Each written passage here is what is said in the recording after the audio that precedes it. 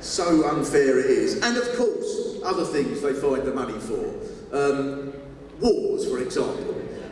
When there's a war that they want to fight, they don't seem to have prime ministers and chancellors coming on the television saying, well, you know, we're going to have to restrict the rise in defence spending to 3.3%, given that inflation is 4.1, with funding for that. They don't seem to get in that sort of tangle. You know, I think, in fact, I think teachers in a way with the Iraq war could play a part, actually, because every month now there's another lot of people, almost includes everyone now, all these commentators and politicians who seem to say, well, okay, yes, I do accept that really it does seem that it was a bit of a misadventure and it clearly hasn't gone to plan, and maybe I was thoroughly misinformed and should have not supported it. I accept that. And a bit of me thinks, well, at least they're owning up to it.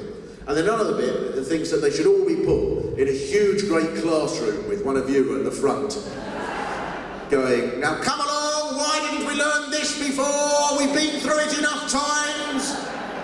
What happens when the Americans invade somewhere, you boy? Come on, out with it. They fuck everything up and make things worse, sir. They fuck everything up and make things worse, sir. Learn it for next time.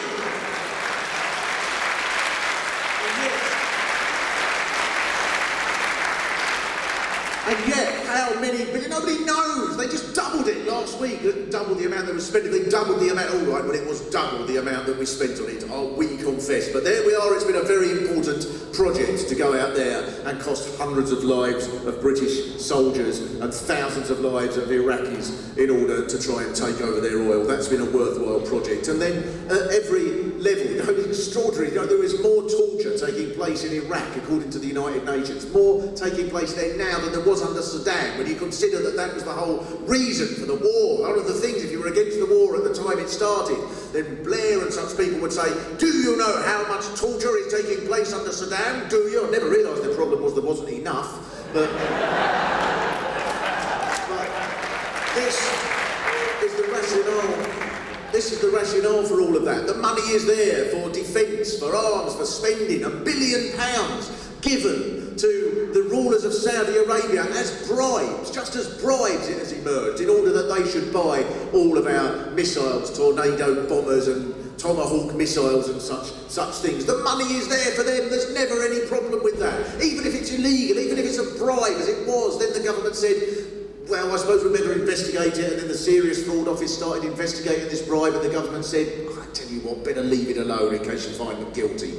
And thankfully now campaigners meant that they now might have to possibly stand trial for that £1 billion corruption. The money is there for so many things. If it's to do with the market, if it's to do with the wars and and funding the rich and the things that they care about. And that really, it seems to me, is why this strike is a blow, not just for teachers that are campaigning for a decent pay rise, not just for public sector workers, civil servants, coast guards, whoever it is who does public sector work in Rutland, all these people who are campaigning for a decent pay rise. It's not just about that. It's a blow against the whole ethos of this government. The idea that nothing should exist unless it makes a handful of people very, very rich, unless it makes a profit. That whole idea, and when you think about the way that New Labour talk about education, with their language of business 36 times in a single speech, when you think about the way they talk about that, the way Blair, for example, justified tuition fees, the most extraordinary, soulless, dispassionate way that he would talk about it.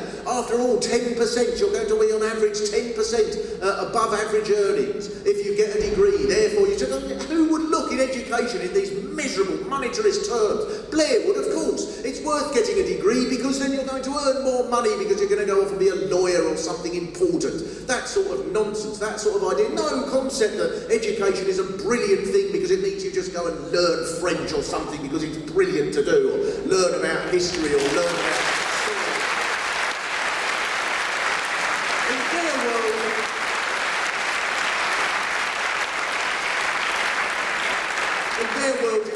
science because it means you can go off to be a scientist somewhere in a science project working for some big bloody pharmaceuticals company and make a big load of money. No concept of how education can be brilliant for its own sake. No passion. This is a government that has no passion for the things that matter in life. Therefore, it has no passion for education. It sees everything in monetary terms. It sees everything on a clipboard that says credit and debit and and just wants to measure everything by profit. There was an interview, I'll just finish with this, there was an interview with Tony Blair that summed up for me the whole, and of course it's been continued exactly by the man who's followed him on. If I was a teacher I'd know the proper word, but what is it, predecessor, antecedent, what is it? Ancestor, what is it? It's going to bug me now, what is it? Someone must know. Successor, of course. Now, is that with 2 C's and 1 S? Of course it's been continued by Brown, this whole ethos, this whole idea of profit, profit, profit, of nothing making sense unless it makes a profit. And I'll just finish with this. There was an interview that I think sums up the whole way that the whole lot of them think in a way. When Tony Blair was asked in an interview, what do you dream about? And his exact words, he said, well, these days I don't have much time for sleep, let alone dreams. And I thought, in a way, you know, that sums you up.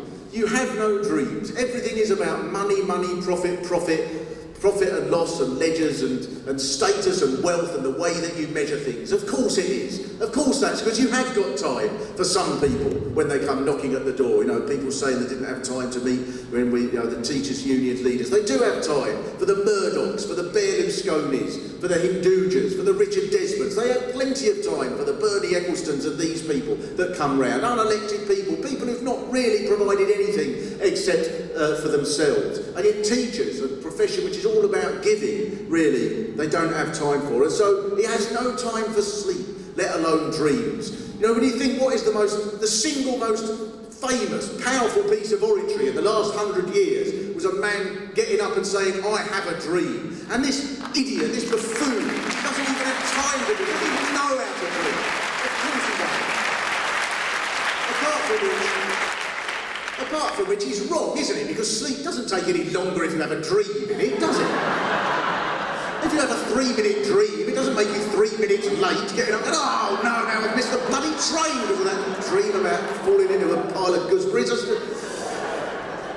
So for all these reasons, I think it's a very, very good, wonderful reason to be on strike in order to campaign for better pay. But I think it's a much, much more wonderful reason to be on strike because this is one little part of a massive protest that's taking place in different ways all over the world, in ways we don't know, across the world, all sorts of people fighting for basically the same thing, which is that the world that says nothing matters unless it makes a profit is utterly, utterly wrong, and the vast majority of people in the world do not live by that ethic. They live by a very different code, which is that things matter because they matter. They matter because people matter, and they matter because we should have a passion for the brilliant things in life, and that is much more important than the things that are important to them. Thank you very much.